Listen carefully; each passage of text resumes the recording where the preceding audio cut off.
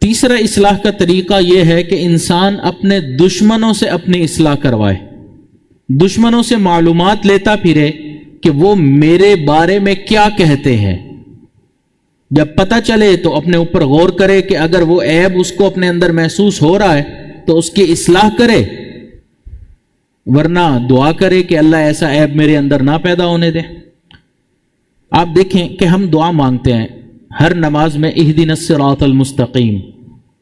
کہ اے اللہ ہمیں سیدھا راستہ دکھا دیجئے، اس کی ہدایت فرما دیجئے۔ ہر نماز میں ہم چونکہ سیدھے راستے کی دعا کرتے ہیں، ممکن ہے اسی دعا کا نتیجہ ہو کہ اللہ ہمارے اوپر ایک تھانے دار مسلط کر دیتے دشمن کی شکل میں، وہ پھر ہمیں ہمارے عیوب ایسے بیان کر رہا ہوتا ہے علاقے میں کہ ہم، تو اس لیے اس کے اوپر ناراض ہونے کی ضرورت نہیں ہے، بلکہ سمجھیں کہ وہ میری اس دعا کا نتیجہ ہے کہ یہ انسان میرے عیب اس لیے بیان کر رہا ہے تاکہ میں اپنی اصلاح کر سکوں۔ تو اپنے دشمنوں سے بھی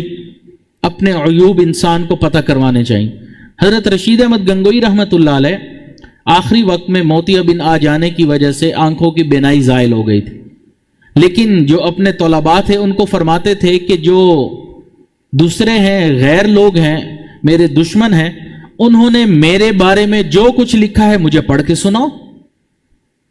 تو ایک دن ایک طالب علم نے کہا کہ حضرت آپ کو وہ سننے کی کیا ضرورت ہے، انہوں نے تو نہ جانے کیا کیا مغلظات بکی ہوتی ہیں، کیا کیا بکواسیات لکھی ہوتی ہیں، تو آپ کیوں سنتے ہیں؟ حضرت نے فرمایا اس لیے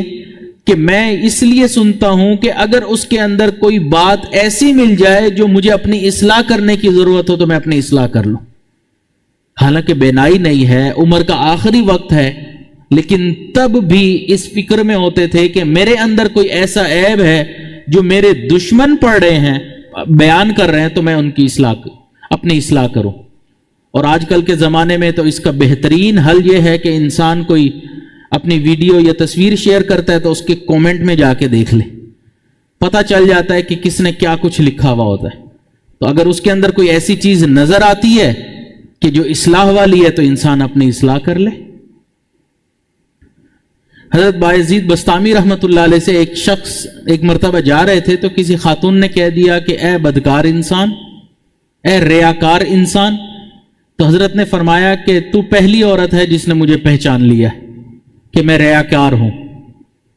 تو ہمارے مشائخ اس بات پر ناراض نہیں ہوتے تھے کہ میرا عیب کیوں بیان کیا گیا ہے۔ ایک مرتبہ ایک اللہ والے تھے، مجلس میں بیٹھے تھے، ان کے سامنے ایک دشمن آیا اور اس نے ان کے سامنے ان کے عیب بیان کرنا شروع کر دیے۔ خاموشی سے سنتے رہے، جب وہ خاموش ہو گیا تو فرمانے لگے کہ میرے بھائی، آپ نے جتنے عیب بیان کیے ہیں وہ کم ہیں، میں تو اس سے بھی زیادہ عیب دار انسان ہوں۔ تو ہمارے اکابرین اس فکر میں ہوتے تھے۔